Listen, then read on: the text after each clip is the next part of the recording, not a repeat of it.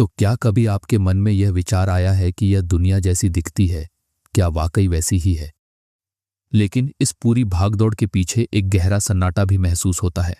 या फिर किसी ऑफिस की मीटिंग में अपना सबसे अच्छा देने की कोशिश करते हैं। हम एक ऐसी व्यवस्था का हिस्सा बन चुके हैं जहां हर कोई एक जैसी रेस में दौड़ रहा है, जो हमसे पूछता है कि हम कहाँ जा रहे हैं, जहां सफलता का मतलब सिर्फ दूसरों से थोड़ा बेहतर होना मान लिया गया है। लेखक अक्षत गुप्ता की किताब द हिडन हिंदू हमें इसी तरह के एक गहरे रहस्य की यात्रा पर ले जाती है। एक ऐसा इतिहास और रहस्य है जो हमारी सोच से कहीं ज्यादा विशाल है। यह कहानी सिर्फ एक फिक्शन नहीं है, बल्कि यह हमारे अस्तित्व, जो हमारी रोजमर्रा की छोटी चिंताओं से उठाकर हमें अमरता और समय के उस चक्र से जोड़ती है जिसे हम भूल चुके हैं। इस किताब की शुरुआत एक बेहद शांत लेकिन रहस्यमयी माहौल से होती है। हमारे प्राचीन ज्ञान और आधुनिक जीवन के बीच का एक ऐसा पुल है जो हमें खुद को एक नए नजरिए से देखने पर मजबूर करता है, जहां एक अनाम द्वीप पर एक इंसान को बंदी बनाकर रखा गया है। जब आप इस कहानी में डूबते हैं तो आपको महसूस होता है कि ओम शास्त्री की स्थिति काफी हद तक हमारे आज के युवा प्रोफेशनल्स जैसी ही है। उस इंसान का नाम ओम शास्त्री है और उसके पास एक ऐसा सच है जो पूरी मानव जाति के इतिहास को बदल सकता है। ओम शास्त्री का दावा है कि वह कोई साधारण इंसान नहीं है, बल्कि वह सतयुग, जो अपने ही विचारों के पिंजरे में कैद हैं और जिनके पास असीम क्षमताएं हैं, लेकिन वे किसी न किसी बंधन में बंधे हुए हैं। त्रेता युग और द्वापर युग से जीता हुआ आ रहा है। पहली बार में यह बात किसी पागलपन जैसी लगती है, ठीक वैसे ही जैसे जब कोई डेवलपर या क्रिएटर समाज से अलग हटकर कुछ नया करने की सोचता है।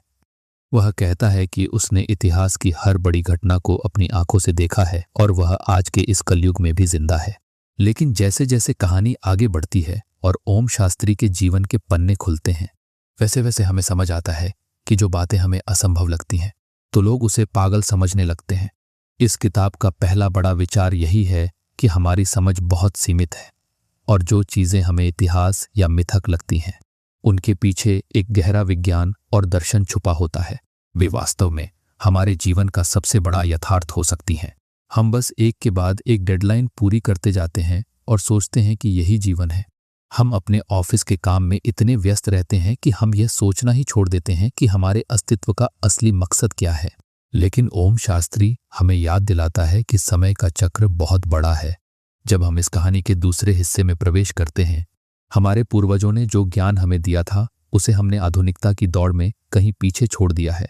7 एक्सपर्ट्स की एक टीम उससे पूछताछ कर रही है, जिसमें मनोवैज्ञानिक, वे सब मिलकर ओम शास्त्री के झूठ को पकड़ने की कोशिश कर रहे हैं। वैज्ञानिक और इतिहासकार शामिल हैं, लेकिन ओम शास्त्री का हर जवाब उन्हें और ज्यादा उलझा देता है। जब आप अपनी नौकरी छोड़कर कोई नया स्टार्टअप शुरू करना चाहते हैं या कोई लीक से हटकर करियर चुनना चाहते हैं, यह स्थिति बिल्कुल वैसी ही है जैसे आज का हमारा समाज किसी नए विचार को स्वीकार करने से पहले उस पर हजारों सवाल उठाता है। वे आपकी मानसिक स्थिति पर शक करते हैं, वे आपकी योजना में कमियां ढूंढते हैं। तो आपके आसपास के लोग भी इसी तरह सवालों की बौछार कर देते हैं और वे चाहते हैं कि आप भी उसी ढर्रे पर चलें जिस पर सब चल रहे हैं। लेकिन ओम शास्त्री इन सभी सवालों के बीच पूरी तरह शांत रहता है। वह जानता है कि सच को साबित करने के लिए चिल्लाने की जरूरत नहीं होती। उसकी यह शांति उसकी उस गहरी समझ से आती है जो उसने सदियों के अनुभव से सीखी है। अक्षत गुप्ता ने इस किताब में हिंदू धर्म के उन पात्रों को सामने लाया है जिन्हें हम अमर मानते हैं, बल्कि सच अपने आप में इतना शक्तिशाली होता है कि वह धीरे धीरे सामने आ ही जाता है, जिन्हें अष्ट चिरंजीवी कहा जाता है। अमर होना सिर्फ एक वरदान नहीं है। इन अमर किरदारों के माध्यम से लेखक हमें एक बहुत ही गहरा लाइफ लेसन देते हैं।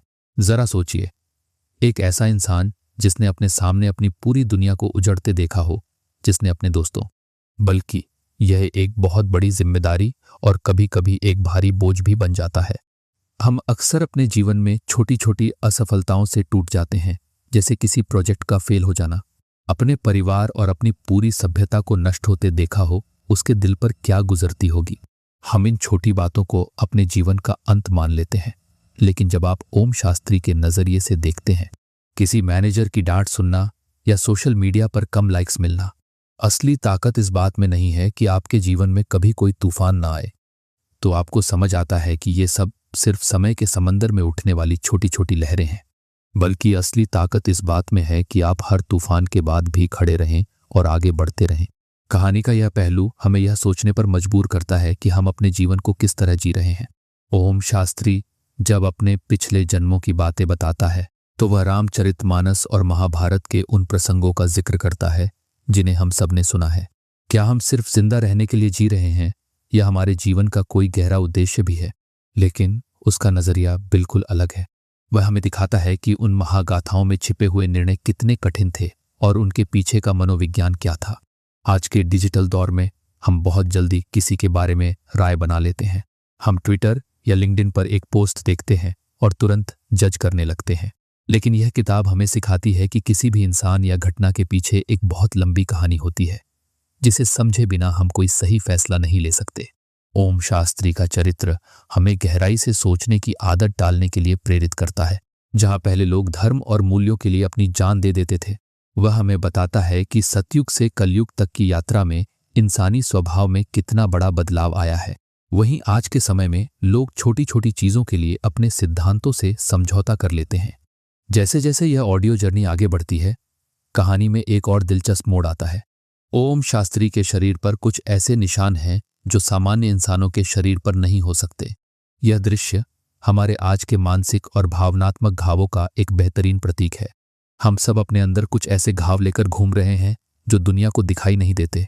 हम इन घावों को छुपाने के लिए सोशल मीडिया पर झूठी मुस्कान वाली तस्वीरें पोस्ट करते हैं, तो किसी को अपनी ही उम्मीदों पर खरा न उतर पाने का दर्द है। खुद को काम के बोझ में दबा लेते हैं ताकि कुछ और सोचने का समय ही न मिले। लेकिन ओम शास्त्री हमें सिखाता है कि अपने घावों से भागने की बजाय उन्हें स्वीकार करना चाहिए। वे घाव इस बात का सबूत हैं कि आप एक बहुत बड़ी लड़ाई से गुजरे हैं और आप अभी भी जिंदा हैं। आपकी कमियां और आपके दर्द आपको कमजोर नहीं बनाते, बल्कि वे आपको और ज्यादा मजबूत और समझदार बनाते हैं। इस किताब का सबसे बड़ा सस्पेंस और आकर्षण यह है कि ओम शास्त्री वास्तव में कौन है।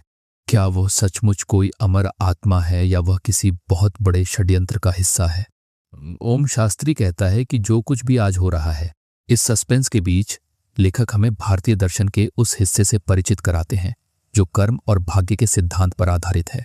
इस बात को सुनकर हमारे मन में एक सवाल उठ सकता है कि अगर सब कुछ पहले से तय है, वह सब बहुत पहले ही तय हो चुका था और हम सब सिर्फ अपनी अपनी भूमिका निभा रहे हैं, तो फिर हमारे कर्मों का क्या महत्व है? ओम शास्त्री के अनुसार परिणाम भले ही हमारे हाथ में ना हो, यहीं पर किताब की बुद्धिमत्ता सामने आती है। लेकिन अपनी भूमिका को पूरी ईमानदारी और गरिमा के साथ निभाना पूरी तरह हमारे हाथ में है। ऐसे समय में यह दर्शन हमें एक गहरी शांति देता है कि आपकी मेहनत कभी बेकार नहीं जाती। वे रात रात भर जागकर कोड लिखते हैं, कंटेंट डिजाइन करते हैं, लेकिन क्रेडिट कोई और ले जाता है। वह किसी न किसी रूप में आपके चरित्र को बेहतर बना रही होती है। जब ओम शास्त्री अमरता के विज्ञान की बात करता है तो वह केवल जादू टोने की बातें नहीं करता, बल्कि वह मानव शरीर की कोशिकाओं। अक्षत गुप्ता की लेखन शैली की सबसे अच्छी बात यह है कि वे प्राचीन रहस्यों को बहुत ही आधुनिक और वैज्ञानिक तरीके से पेश करते हैं। यह हमें यह एहसास कराता है कि हमारा प्राचीन ज्ञान कोई अंधविश्वास नहीं था। डीएनए और ऊर्जा के उन स्तरों की बात करता है जिन्हें आज के वैज्ञानिक भी समझने की कोशिश कर रहे हैं। हम पश्चिमी देशों के विचारों को बहुत जल्दी अपना लेते हैं, बल्कि वह एक बहुत ही उच्च स्तर का विज्ञान था जिसे समझने की क्षमता हमने खो दी है। लेकिन अपने ही देश के समृद्ध इतिहास और ज्ञान को पिछड़ा मान लेते हैं। यह किताब हमारी उस हीन भावना को तोड़ती है और हमें अपने मूल से जुड़ने का गौरव प्रदान करती है। एक क्रिएटर या डेवलपर के तौर पर जब आप इस बात को समझते हैं तो आपकी रचनात्मकता का स्तर बदल जाता है। कहानी के अंतिम हिस्सों की तरफ बढ़ते हुए आप सिर्फ दूसरों की नकल करना बंद कर देते हैं और कुछ ऐसा मौलिक बनाने की कोशिश करते हैं जो आने वाली पीढ़ियों के लिए एक मिसाल बन सके। ओम शास्त्री और उसके पीछे पड़े रहस्यमयी संगठनों के बीच का टकराव और गहरा हो जाता है। यह स्थिति हमारे आज के कॉरपोरेट जगत और समाज की कड़वी सच्चाई को दर्शाती है। कुछ ऐसी ताकतें हैं जो ओम शास्त्री के पास मौजूद अमरता के इस रहस्य को छीनना चाहती हैं ताकि वे पूरी दुनिया पर राज कर सकें। लोग दूसरों को कुचलकर आगे बढ़ जाना चाहते हैं, जहां हर कोई शक्ति और पैसे के पीछे अंधा होकर भाग रहा है। लेकिन ओम शास्त्री इन सभी ताकतों के सामने एक चट्टान की तरह खड़ा रहता है, क्योंकि उसका मकसद खुद को बचाना नहीं है। इससे हमें यह सीख मिलती है कि जीवन में चाहे कितनी भी बड़ी चुनौती क्यों ना आए, अगर आपका उद्देश्य निस्वार्थ और बड़ा है बल्कि उस पवित्र ज्ञान की रक्षा करना है जो गलत हाथों में जाकर पूरी दुनिया को तबाह कर सकता है। इस पूरी दास्तान को सुनने के बाद जब हम वापस अपने सामान्य जीवन में लौटते हैं तो आपको अंदर से एक ऐसी ऊर्जा मिलती है जो आपको कभी हारने नहीं देती। अब जब आप सुबह उठकर अपने लैपटॉप की स्क्रीन खोलेंगे तो आपको वह काम सिर्फ एक नौकरी नहीं लगेगा तो हमारे देखने का नजरिया बदल चुका होता है, बल्कि वह आपकी इस जीवन यात्रा का एक छोटा सा हिस्सा महसूस होगा। द हिडन हिंदू हमें यही सिखाती है कि हमारे अंदर भी एक ऐसा ही हिंदू। आप समझ पाएंगे कि आपके जीवन की हर छोटी बड़ी घटना, हर असफलता और हर सफलता का एक गहरा मतलब है। बस जरूरत है तो थोड़ा ठहरने की।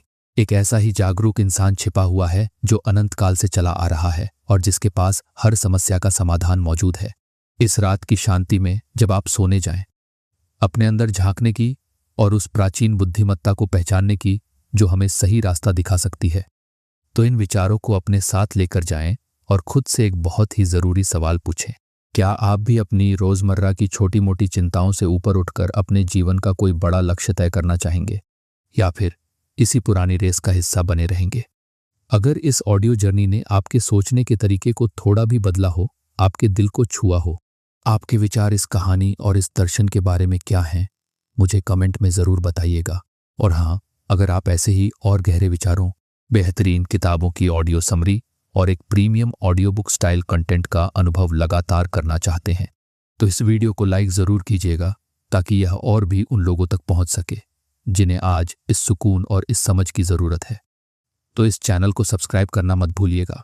इस यात्रा में मेरे साथ यहां तक बने रहने के लिए आपका बहुत बहुत धन्यवाद। अपना ख्याल रखिए, शांत रहिए और अपनी आंतरिक शक्ति को पहचानिए।